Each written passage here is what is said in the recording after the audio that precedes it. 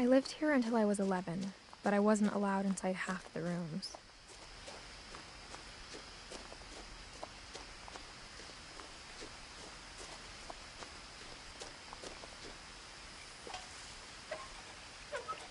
Inside the mailbox were bills from 7 years ago, marked urgent, open immediately. I hadn't been back since my brother Lewis's funeral.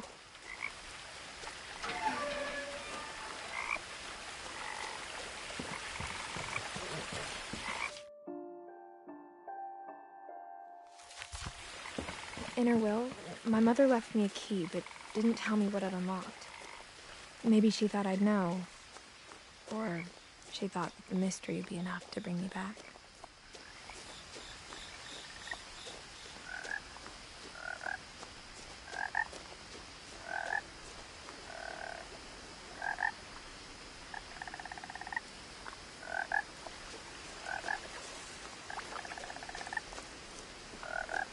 The truth is, even after I inherited the house, I never thought I'd come back to it. But now I had questions about my family that only the house knew the answers to. The woods around the house have always been uncomfortably silent, as if they're about to say something but never do.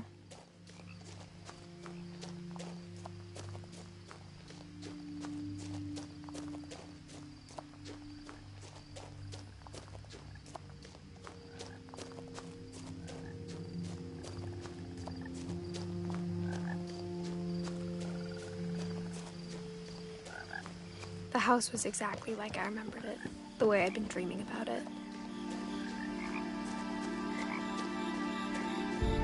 As a child, the house made me uncomfortable in a way I couldn't put into words.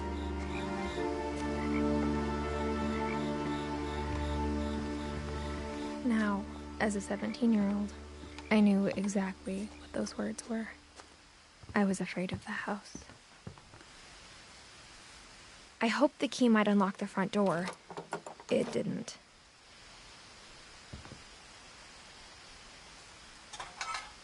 Looking in, I felt like the house itself had been waiting for me.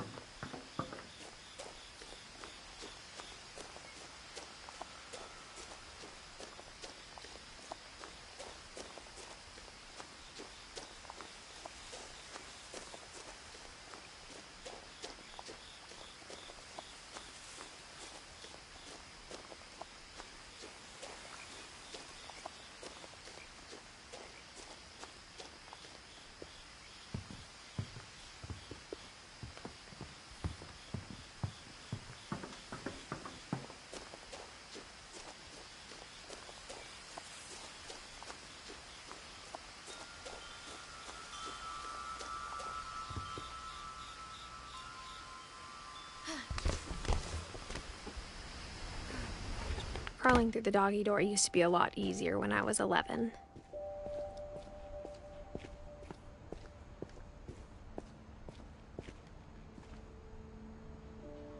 The power had been turned off the night we left.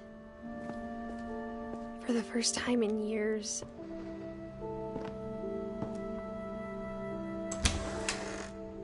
I felt like I was home.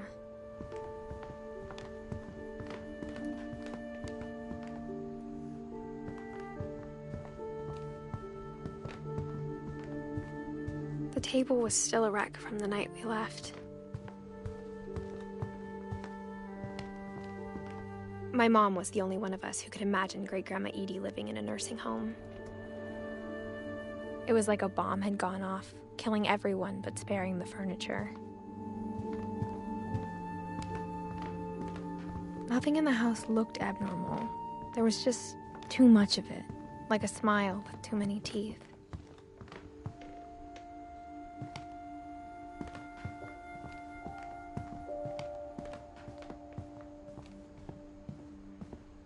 Mom always told me to stay out of the basement, so I wasn't too surprised when the key didn't fit.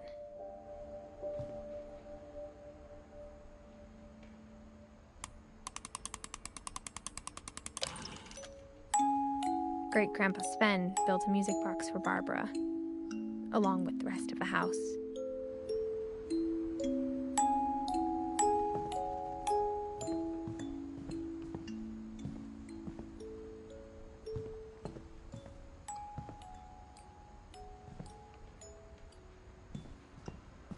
My mom wasn't much of an optimist, but she never stopped believing that my brother Milton was alive.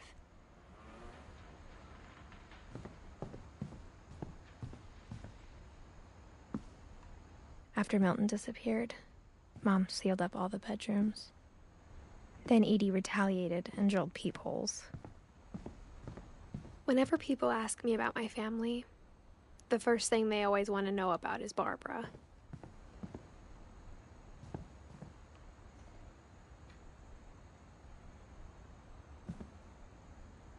Edie's father, Odin, built the original house. Mom must have locked the third floor stairs on the night we left.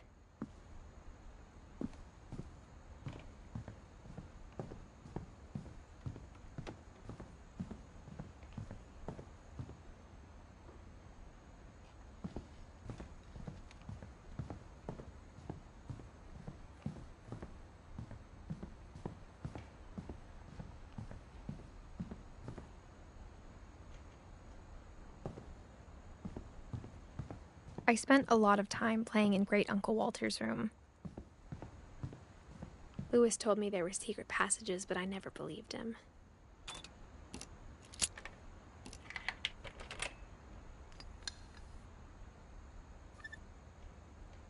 Turns out, my mom was really good at keeping secrets.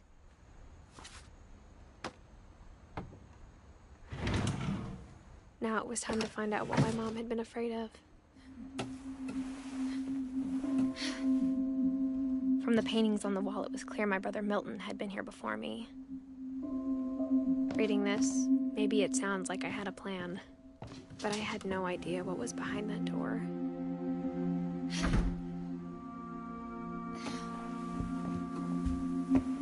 Just like I had no idea where all this was gonna lead. I grew up looking at Molly's room through the peephole. I got the sense Edie had spent a lot of time here, before my mom sealed the doors.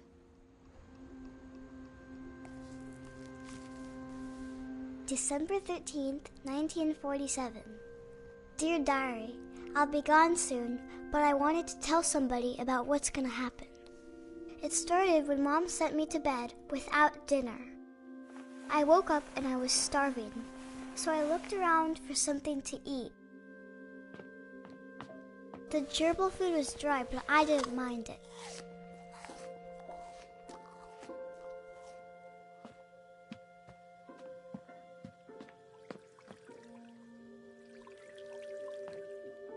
I thought about eating Christopher, but I held back.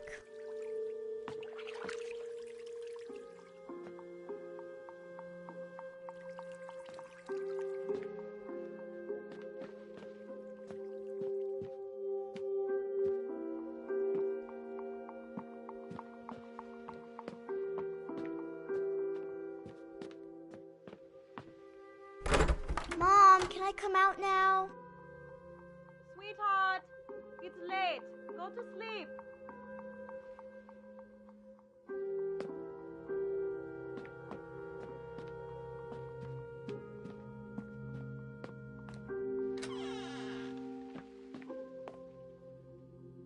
I kept eating and eating.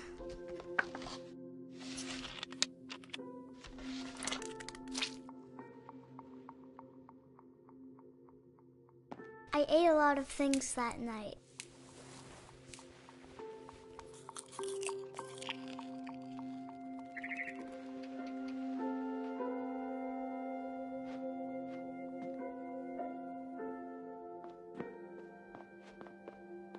Then I heard chirping outside my window. It was a barn swallow going back to her nest. I reached out for her.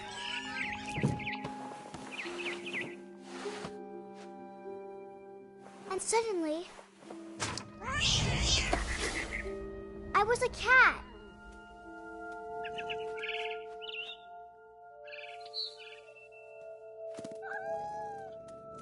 I tried to be quiet, but the bird was really scared.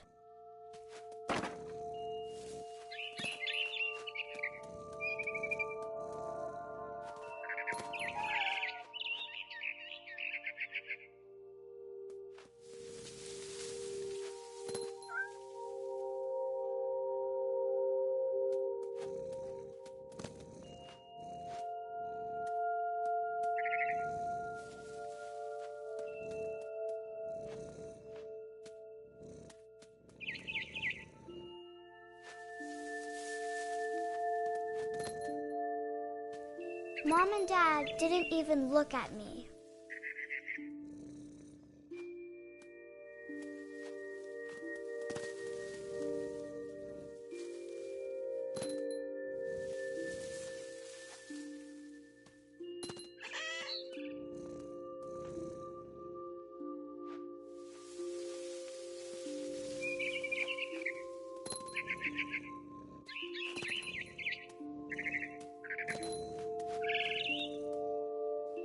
I jumped and I almost got her.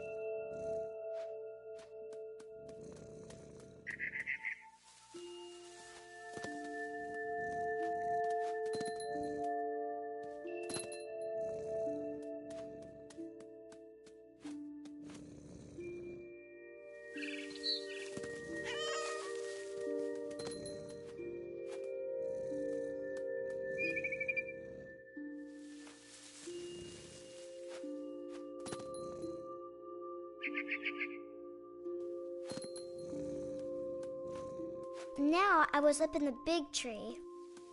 I promised Dad I wouldn't climb it anymore. All I cared about was eating that mama bird.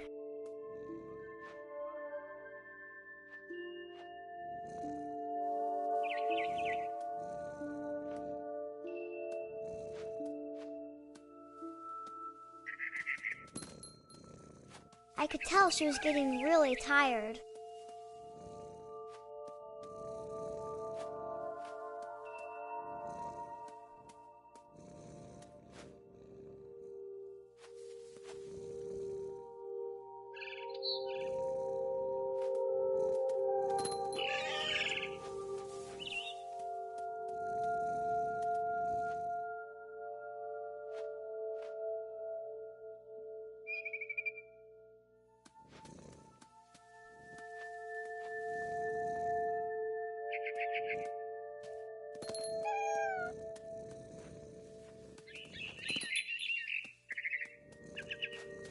I gobbled her up.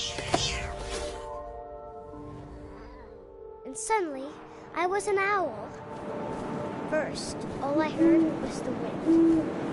Then I heard little teeth nibbling in the grass.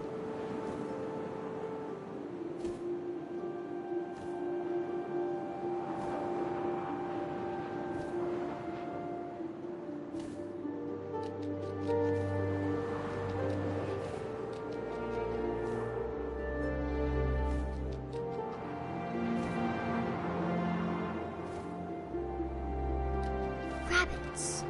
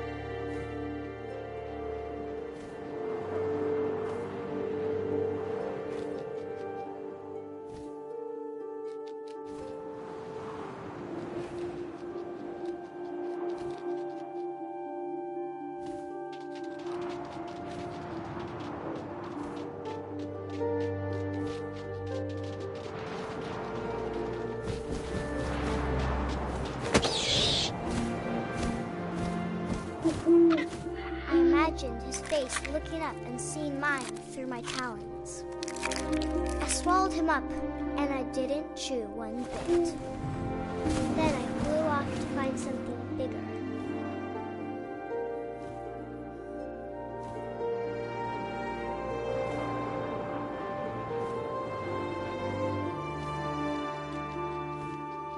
A mama rabbit.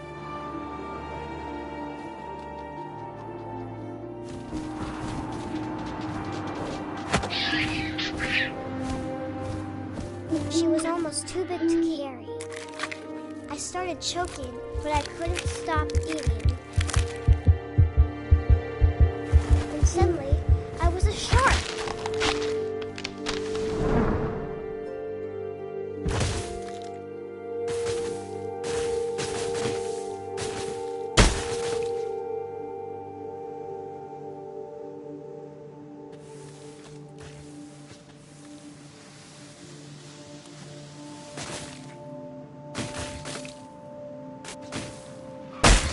I rolled off a cliff and into the ocean.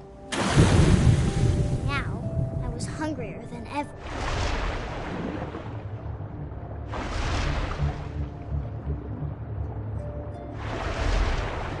I wanted fat, juicy seals.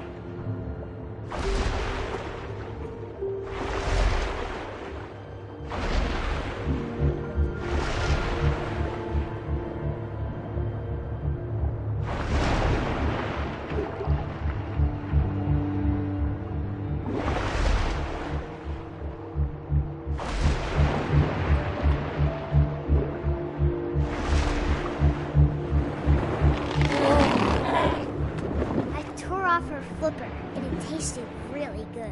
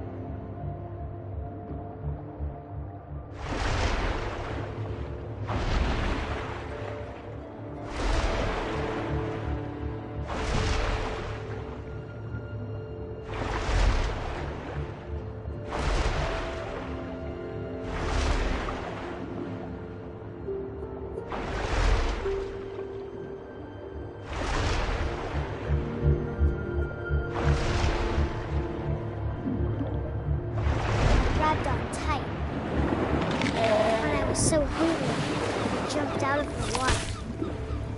When I opened my eyes, everything had changed.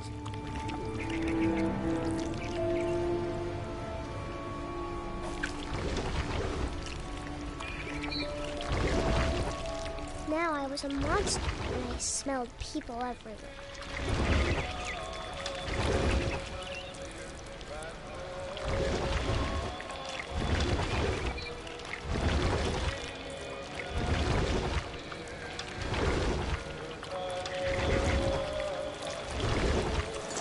I was big, but I moved real quiet.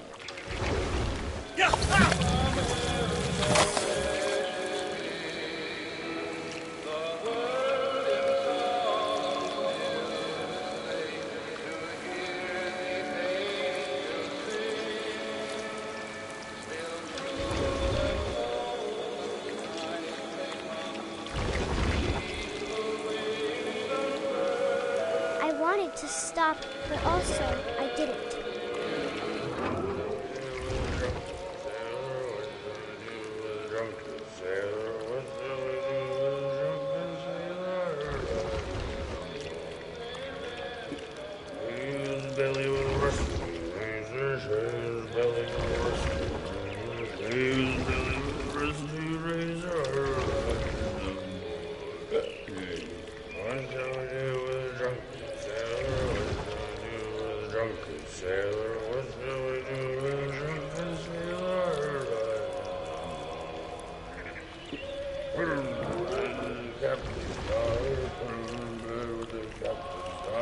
After the last passenger, I was still hungry.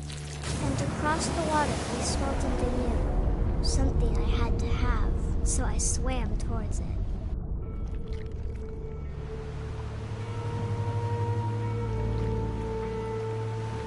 I slithered onto the sand, and the good smell went into an old pipe.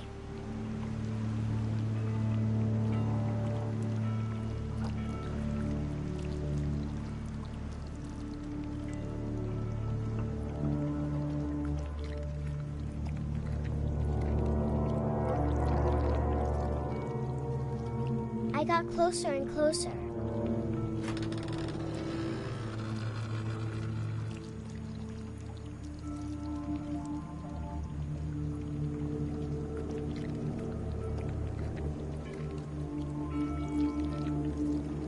all my stomach started growling.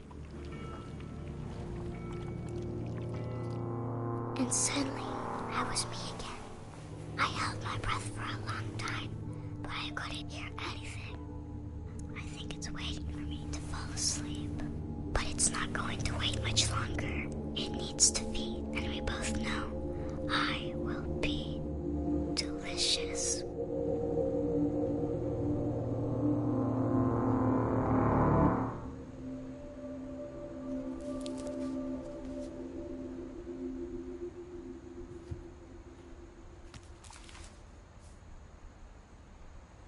I'm not sure if I believed all of that, but I'm sure Edie would have.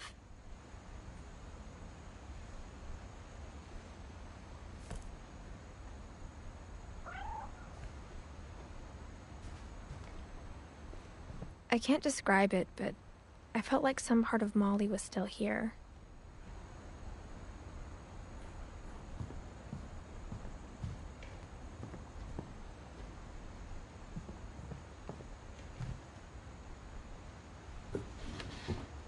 Molly's gerbil had a tiny bedroom with its own even tinier gerbil cage.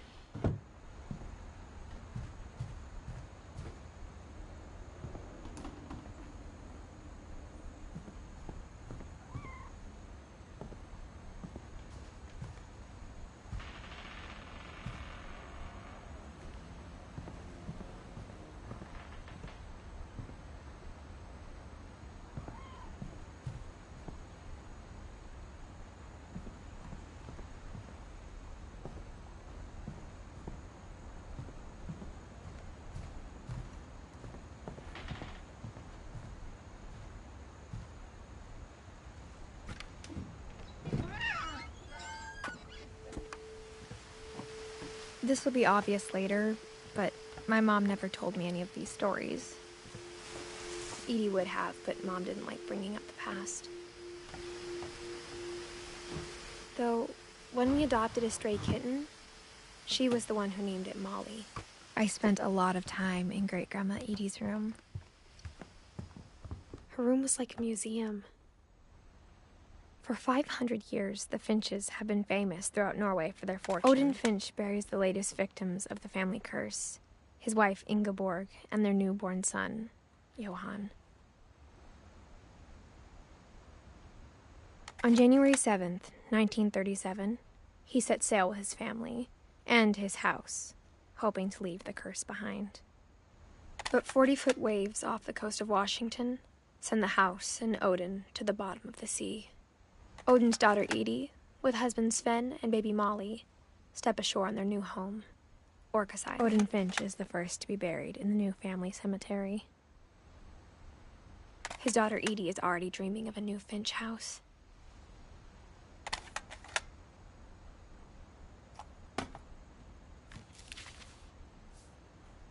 Whatever's wrong with this family, it goes back a long ways.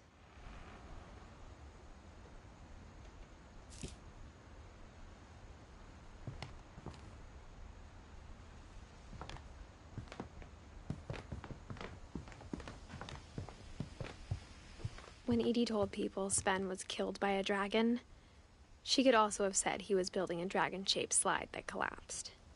She could have, but she didn't. Even in her 90s, sometimes Edie seemed a lot younger than my mother. The only trace Grandpa Sam's first wife, Kay, left on the house was the pink bathroom. It was a pretty big trace.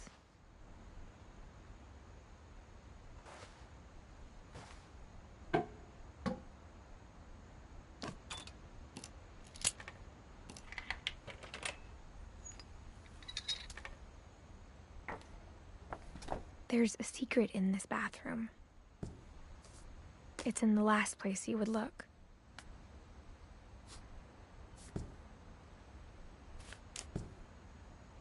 It isn't in the cupboard.